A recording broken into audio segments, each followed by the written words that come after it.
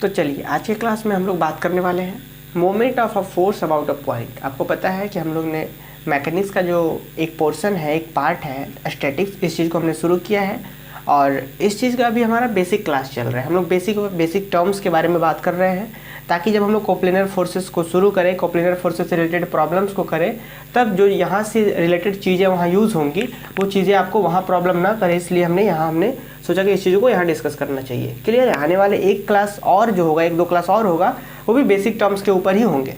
ठीक है, तो देखिए आज की क्लास में हम लोग बात करने वाले हैं moment of a force about a point के बारे में। क्लियर?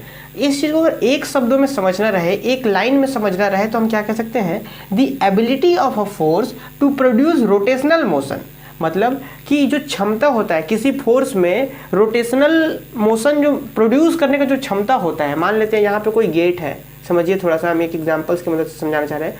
ये कोई गेट है इस तरीके से, ये थोड़ा डिजाइन भी दे देते हैं इधर, ऐसा कुछ।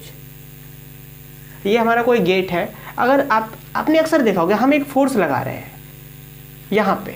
अब ये फोर्स लगाने से आपको पता है कि ये एंड जो होता है, ये वाला जो एक्सिस होता है वो फिक्स होता है वॉल के साथ। गेट का ये जो एंड होता है वो दीवार के साथ फिक्स होता है। तो हम जैसे यहाँ पे एक फोर्स लगा रहे हैं तो ये फोर्स क्या करता है, इसको एक रोटेशनल मोशन दे देता है। ठीक है, क्या दे देता है, जैसे हम इसको किए तो ये रोटेट होने लगता है। ये क्या, इस एंड से जाकर के उस एंड तक, मतलब गेट खुल जाता है या गेट बंद हो जाता है। तो फोर्स लगाने से क्या हो रहा है कि रोटेशनल मोशन यहाँ प्रोड्यूस हो रहा है। तो हम मोमेंट ऑफ अ फोर्स को क्या किस तरीके से डिफाइन कर सकते हैं कि the ability of a force to produce rotational motion, है ना। एबिलिटी मीन्स की फोर्स का एबिलिटी जो रोटेशनल मोशन को प्रोड्यूस करता है, उसी एबिलिटी को हम लोग कहते हैं मोमेंट। चलिए इस चीज़ को थोड़ा सा हम लोग और डीप में समझते हैं। देखिए जैसे मान लिया जाए, हमने बोला आपको कि हम लोग एक फोर्स लगा रहे थे इस गेट के ऊपर, इस यहाँ पे। आपको पता है हमने पिछले क्लास में डिस्कस किया था कि फोर्स के पास तीन चीज़ें होती हैं। इसके कैरेक्टरिस्टिक्स क्या क्या होते हैं। मैग्नीट्यूड, कि आप कितना फोर्स लगा रहे हैं, 10 न्यूटन 20 न्यूटन कितना फोर्स लगा रहे हैं, वो चीज़ पहला बात। फिर डायरेक्शन, कि आप किस ओर फोर्स लगा रहे हैं, गेट को आगे उस साइड खोलना चाह रहे हैं या बंद करना चाह रहे हैं, ये आपके ऊपर डिपेंड है। ठीक है, तो फोर्स मैग्नीट्यूड होता है, डायरेक्शन होता है, और तीसरा होता है पॉइंट ऑफ एप्लीकेशन। सबसे इंपॉर्टेंट क्या होता है, पॉइंट ऑफ एप्लीकेशन। अगर आप फोर्स यहाँ लगा रहे हैं तब तो ठीक है, अगर आप फोर्स यहाँ लगा रहे हैं तो आपको थोड़ा ज़्यादा फोर्स लगाना पड़ेगा। क्यों लगाना पड़ेगा हम लोग डिस्कस करेंगे अभी। अब मान लेते हैं इस एक्सिस के बगल में आप अगर फोर्स लगा रहे हैं, तब आपको इसके कंपेयर में, इसकी तुलना में यहाँ ज़्यादा फोर्स लगाना होगा। आप चाहे तो अपने घर में जो गेट है उस चीज़ के ऊपर आप अप्लाई करके देख सकते हैं कि अगर आप साइड से खोलना चाह रहे हैं तो बहुत आराम से कम फोर्स लगाना पड़ेगा, और अगर आप यहाँ से फोर्स लगाकर खोलना चाह रहे हैं तो आपको ज़्यादा फोर्स लगाना पड़ेगा। ठीक है, अब ये क्यों लगाना पड़ता है, इसी चीज़ के बारे में हम लोग डिस्कस करेंगे। वही चीज़ होता है जैसे हम यहाँ से प्रोड्यूस करा रहे थे, तो यहाँ से जो रोटेशनल मोशन है, मीन्स की जो मोमेंट है, मोमेंट जो है वो बहुत आसानी से प्रोड्यूस हो जा रहा था, है ना। रोटेशनल मोशन आसानी से प्रोड्यूस हो जा रहा था यहाँ फोर्स लगाने से। लेकिन यहाँ फोर्स लगाने से क्या हो रहा था, थोड़ा ज़्यादा फोर्स लगाना पड़ रहा था, लेकिन प्रोड्यूस हो रहा था। यहाँ भी क्या है कि थोड़ा ज़्यादा फोर्स लगाना पड़ेगा। तो वही चीज़ हम लोग समझेंगे कि मोमेंट ऑफ अ फोर्स, ये तो समझ रहे थे फोर्स मोमेंट क्या होता है, फोर्स का मोमेंट क्या होता है, अबाउट अ पॉइंट। ठीक है, पॉइंट के अबाउट क्या होता है। ठीक है, तो इसी चीज़ के बारे में, जैसे मान लेते ये पॉइंट था हमारा एक्सिस वाला पॉइंट, हम यहाँ फोर्स लगा रहे थे तो आसानी से हो जा रहा था, यहाँ लगाए कम हुआ, यहाँ लगाए कम हुआ। तो आखिर रिलेशन क्या होता है। ठीक है, moment of a force about a point, इसका क्या मीनिंग हुआ, इस चीज़ को चलिए हम थोड़ा और अच्छे से समझते हैं। देखिए इस चीज़ को हम ऐसा समझ सकते हैं कि मान लिया जाए यहाँ पे कोई पॉइंट है P। ठीक है, एक कोई फोर्स लग रहा है इस लाइन में। सबसे इंपॉर्टेंट बात यहाँ पे है कि अगर कोई फोर्स मान लेते हैं F लग रहा है, तो इसको हम लोग लाइन ऑफ एक्शन क्या बोलेंगे। जैसे मान लीजिए यहाँ से कोई फोर्स लग रहा है इस साइड, राइट साइड, तो हम क्या बोलेंगे, यहाँ से जो लाइन होगा इसको हम लोग क्या बोलते हैं, लाइन ऑफ एक्शन। ध्यान रखना है इस चीज़ को बहुत अच्छे से। फोर्स इधर लग रहा है और ये जो लाइन बनेगा ना, इसको इमेजिनरी लाइन भी कह सकते हैं आप, कि हम इमेजिन करके इसको बढ़ा दिए लाइन को, तो इस लाइन को कहेंगे line of action. Clear.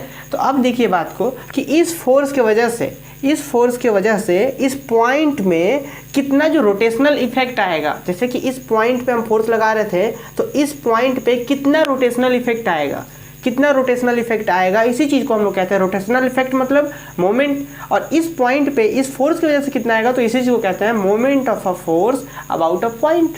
Clear, क्या कहेंगे, moment of a force about a point. तो देखिए उस चीज़ को निकालने के लिए आपको सबसे पहले ये क्या करना होगा, क्या कि पोजीशन वेक्टर दे देंगे। मान लेते इस पॉइंट को हम क्या कर देते हैं, फोर्स यहाँ से लगना शुरू हो रहा था, है ना, फोर्स यहाँ से लग रहा था F, तो क्या कर दिए हम एक पोजीशन वेक्टर दे दिए R। ठीक है। आर सिंपली क्या है, इन दोनों के बीच का डिस्टेंस है। तो अब आपको पता करना है कि ये आप ऐसा भी समझ सकते हैं कि ये गेट वाला वही पोजीशन था, हम यहाँ पे फोर्स गेट के साइड में फोर्स लगा रहे थे इस ओर, है ना। तो आपको पता है कि ये किधर जाएगा, इस ओर खुलना है, या गेट बंद होगा जो भी होगा इस ओर घूमेगा, ये इस ओर रोटेट होगा। तो ये चीज़ होगा कि यहाँ पे क्या इस फोर्स की वजह से यहाँ पे क्या मतलब क्या इफेक्ट आने वाला है, इस चीज़ को हम लोग कहते हैं मोमेंट। ठीक है, मोमेंट मतलब रोटेशनल इफेक्ट। तो रोटेशनल इफेक्ट को हम लोग जनरली मोमेंट को हम लोग टॉर्क भी कहते हैं। क्या कहते हैं, टॉर्क। ठीक है, मोमेंट को हम लोग टॉर्क भी कहते हैं। और टॉर्क का फॉर्मूला होता है कि आप कितना फोर्स लगा रहे हैं, force into perpendicular distance. Perpendicular distance क्या होता है भाई, कि ये जो लाइन ऑफ एक्शन है फोर्स का, हमने यहाँ से फोर्स लगाया इस साइड, और ये जो लाइन ऑफ एक्शन है इस पॉइंट से जो परपेंडिकुलर डिस्टेंस आएगा, ये वाला जो डिस्टेंस आएगा परपेंडिकुलर डिस्टेंस किसके ऊपर, लाइन ऑफ एक्शन के ऊपर जो उस पॉइंट से परपेंडिकुलर डिस्टेंस आएगा, इस डिस्टेंस को अगर हम मान लेते हैं टी मान दे, तो इसी डिस्टेंस और इस फोर्स के प्रोडक्ट को क्या कहते हैं हम लोग, क्या कहते हैं, मोमेंट। तो क्या कहेंगे, ये हमारा ये डिस्टेंस परपेंडिकुलर टी है, तो एफ टी जो हो गया force into perpendicular distance. Perpendicular distance किसके किसके बीच का, उस पॉइंट से लाइन ऑफ एक्शन के बीच जो परपेंडिकुलर डिस्टेंस होता है उसी डिस्टेंस को परपेंडिकुलर डिस्टेंस कहते हैं। और फोर्स ये जो बनता है हमारा वो मोमेंट कहलाता है, जिसे हम लोग टॉर्क भी कहते हैं जनरली। तो चलिए यहाँ पे हम लोग कुछ और चीज़ों को, छोटे छोटे बातों को डिस्कस करते हैं। देखिए ये जो है ना, ये हम लोग परपेंडिकुलर डिस्टेंस बोल रहे हैं, इसी चीज़ को कभी कभी मोमेंट आर्म भी बोला जाता है, क्योंकि आपको पता है कि मोमेंट ये इधर ही मोमेंट हो रहा है, और ये मोमेंट का ये कह सकते हैं आर्म है। ठीक है, तो क्या कहते हैं हम लोग परपेंडिकुलर डिस्टेंस को कभी कभी मोमेंट आर्म भी कहते हैं, ध्यान रखना इस बात का। अब देखिए इसी चीज़ को अगर हम लोग वेक्टर फॉर्म में लिखना चाहें, अगर हम लोग इस चीज़ को वेक्टर फॉर्म में लिखना चाहेंगे तो क्या लिखेंगे हम लोग, torque is equal to force into perpendicular distance. ठीक है, फोर्स इंटू परपेंडिकुलर डिस्टेंस, इस तरीके से। ठीक है, अगर ये चीज़ें हैं 11th की चीज़ें हैं, ये चीज़ें ज़रूरत पड़ेगा इस चीज़ का, तो हम लोग इसको अगर वेक्टर फॉर्म में लिखना चाहेंगे तो क्रॉस प्रोडक्ट में लिखते हैं। ठीक है, torque is equal to force into ये, और ये क्यों लिखते हैं, अगर इसको जानना है तो ज़रूर आप हमें कमेंट करें। अगर हम लोग इतना डीप में जाएंगे तो इसी में घूमते हुए रह जाएंगे, कोप्लेनर तक पहुँच ही नहीं पाएंगे। ठीक है, तो ध्यान रखना है, हम लोग टॉर्क मोमेंट जो होता है उसको हम लोग वेक्टर फॉर्म में इस तरीके से लिखते हैं। अब चलिए एक छोटा सा प्रॉब्लम लेते हैं और इस मोमेंट ऑफ अ फोर्स से रिलेटेड जो टॉपिक्स है इस चीज़ को हम लोग समाप्त करते हैं। देखिए प्रॉब्लम आप लोगों के सामने कुछ इस तरीके से है, प्रॉब्लम कॉम्प्लिकेटेड थोड़ा दिख रहा होगा लेकिन बहुत सिंपल है। और ये कोप्लेनर फोर्सेस जब हम लोग स्टार्ट करेंगे ना तो ये चीज़ वहाँ पे यूज़ होगा थ्योरम्स में, प्रॉब्लम में, मोमेंट का कॉन्सेप्ट। तो देखिए यहाँ पे अगर आप देख रहे होंगे तो F1 एक फोर्स है जो 10 न्यूटन का है, वो इस लग रहा है इस पॉइंट से अपवर्ड की ओर लग रहा है। एक F2 फोर्स है 20 न्यूटन का, वो यहाँ से डाउनवर्ड की ओर लग रहा है। ठीक है, एक B पॉइंट पे फोर्स है, इसका हमने नेमिंग नहीं किया है, आप नेमिंग कर लीजिएगा जो भी है, यहाँ पे कोई P वगैरह कुछ भी पॉइंट रख लीजिएगा नाम वाम। ठीक है, तो ये 3 फोर्सेस हैं, ये force F3 F1 F2 F3 10 Newton 20 Newton 50 Newton का है। ये डिस्टेंस 3 मीटर है, ये डिस्टेंस 4 मीटर है, ये डिस्टेंस 3 मीटर है, ये भी 3 मीटर है। ठीक है, अब मैंने आपको क्या समझाया था अभी मोमेंट क्या होता है, एक रोटेशनल इफेक्ट होता है। ठीक है, तो उसी से रिलेटेड ये बहुत इंपॉर्टेंट है।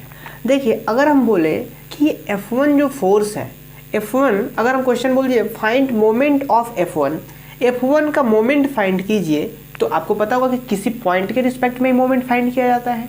किस पॉइंट के रिस्पेक्ट में भाई, find moment of F1 about point B and F। मतलब यह 2 क्वेश्चन है कि एक बार आपको F1 का मोमेंट फाइंड करना है पॉइंट B के अकॉर्डिंग, फिर F के अकॉर्डिंग।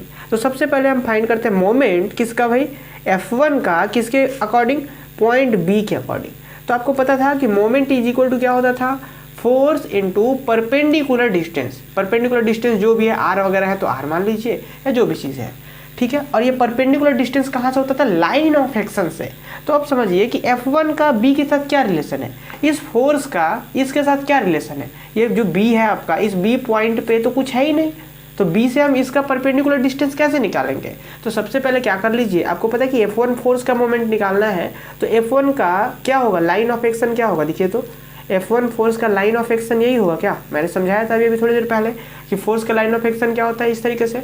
तो अब जरा बताइए इस फोर्स का इस पॉइंट के साथ परपेंडिकुलर डिस्टेंस क्या होगा। तो परपेंडिकुलर डिस्टेंस मतलब ये लाइन ऑफ एक्शन के साथ परपेंडिकुलर। तो उम्मीद है आपको समझ में आ रहा होगा कि लाइन ऑफ एक्शन हम बढ़ाएं तो लाइन ऑफ एक्शन हमारा ये हो गया, और परपेंडिकुलर डिस्टेंस इस पॉइंट से ये हो गया। तो परपेंडिकुलर डिस्टेंस कितना दिया हुआ है, ऊपर देखेंगे तो यही डिस्टेंस यहाँ पे है ना। ठीक ठीक है, क्योंकि रेक्टेंगल ये डिस्टेंस जो है वही डिस्टेंस ये होगा क्योंकि ये हमेशा स्ट्रेट होता है। क्लियर, तो 3 है तो ये भी 3। तो अब यहाँ फोर्स कितना लग रहा था, ऊपर में 10 न्यूटन का लग रहा था और इधर कितना है 3 मीटर का है, तो यहाँ कितना आ गया 10 या 30 न्यूटन मीटर। तो ये हमारा जो आ गया यहाँ पे जो मोमेंट आ गया 30 न्यूटन मीटर। उम्मीद है आपको समझ में आ गया होगा। इसी तरीके से अगर एफ से निकालें, पॉइंट एफ का निकालें, तो पॉइंट एफ है कहाँ पे पहले ये हमको समझना होगा। पॉइंट एफ शायद कहाँ भाई, पॉइंट एफ कहाँ है, सॉरी पॉइंट एफ नहीं, पॉइंट डी है, सॉरी पॉइंट एफ तो कहीं है ही नहीं, पॉइंट डी है।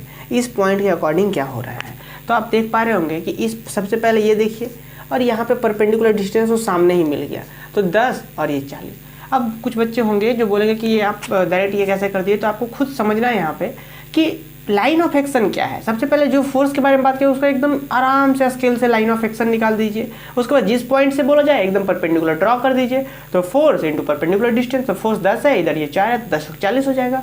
क्लियर है, तो ये भी कर लेंगे। अगर ये F2 के बारे में बात करें तो about A about C, F2 से भी कर लेंगे आप अबाउट ए क्या होगा। इधर जो भी रिजल्ट है यहाँ पे कुछ दिया हुआ है आपको, यहाँ पे शायद 2 मीटर है, तो इस तरीके से आप निकाल पाएंगे।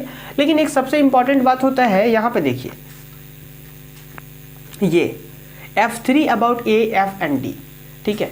तो F3 अगर बात किया जाए तो F3 फोर्स यहाँ पे है, ठीक है, और अबाउट पॉइंट ए पॉइंट कहाँ पे है, पॉइंट ए यहाँ पे है, तो F3 अबाउट ए। अगर हमको ये निकालना है तो सबसे पहले इस फोर्स का लाइन ऑफ एक्शन ड्रॉ कीजिए। लाइन ऑफ एक्शन ये हो गया। अगर इसका हम परपेंडिकुलर डिस्टेंस चाहें तो कुछ ऐसा होगा। तो अब आपको थोड़ी देर के लिए सोचना है कि परपेंडिकुलर डिस्टेंस ये आएगा कहाँ से, है ना। ये डिस्टेंस थोड़ी सी मुश्किल है। ये डिस्टेंस आपको सिंपली आपको या तो आप ज्योमेट्री में चले जाइए, है ना, वहाँ से कैलकुलेट कीजिए, तो बहुत मुश्किलें आनी है। तो हम लोग क्या करते हैं इस केसेस में, क्या करते हैं कि ये जो फोर्स दिया हुआ है ना, इसको हम लोग कंपोनेंट्स में तोड़ लेते हैं। इसीलिए हमने पिछले क्लास में कंपोनेंट्स पढ़ा था कि किसी भी फोर्स को आप उसके कंपोनेंट्स में ब्रेक कर सकते हैं। जैसे कि अगर आर कोई रिजल्टेंट फोर्स है तो हम इसको इसके कंपोनेंट्स में, जैसे पी प्लस क्यू, मान लीजिए 2 का कंपोनेंट, 2 का रिजल्टेंट ये है, तो हम इसके कंपोनेंट्स में ब्रेक कर सकते हैं। तो हम लोग भी क्या कर सकते हैं कि इस फोर्स को इसके कंपोनेंट्स में ब्रेक कर सकते हैं। और कंपोनेंट्स किस तरीके से ब्रेक कर सकते हैं कि इधर आपका आर साइन थीटा, जैसे हमने वेक्टर में कर रहे थे तो हम लोग क्या होता था यहाँ पे आर साइन थीटा, तो यहाँ पे आर तो नहीं होगा, यहाँ पे क्या होगा F3 साइन थीटा, यहाँ पे क्या होगा F4 साइन थीटा। अब बोलेंगे F4 कॉस थीटा। अब कॉस थीटा ये थीटा तो आना चाहिए ना, तो अब ये थीटा आपको कहाँ से मिलेगा, ये आपका पूरा परपेंडिकुलर हो गया P, और ये क्या हो गया B। तो P कितना हो गया 6 और B कितना हो गया 4 और 3 7, कितना हो गया 6/7। तो आपको ये थीटा का वैल्यू निकालना है। तो आपको पता है यहाँ से कि टेन थीटा इक्वल टू आप 6/7 लिख सकते हैं। थीटा इक्वल टू आ जाएगा 10 इनवर्स 6/7 आ जाएगा। अब 6/7 लगभग 0.99 के समथिंग है, तो आप इसको कह सकते हैं कि ये लगभग 40 दशमलव कुछ डिग्री का वैल्यू आ रहा है।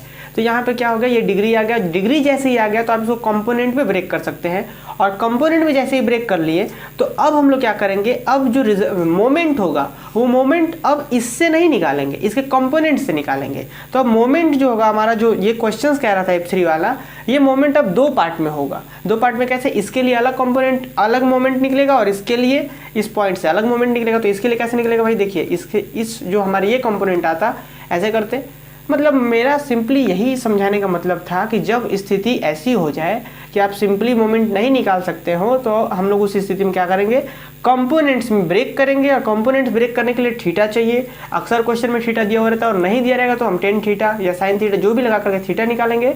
उसके बाद कंपोनेंट में ब्रेक करेंगे। ऊपर वाला ये क्या होगा, आर साइन थीटा, मतलब यहाँ पे क्या F साइन थीटा, थीटा की जगह पे जो 40 डिग्री लगभग आया था, और ये हमारा F cos theta, cos 40 degree, ये रिजल्ट है। अब क्या करते हैं हम लोग, मोमेंट इसके अकॉर्डिंग एक बार मोमेंट निकालते हैं और एक बार इसके अकॉर्डिंग।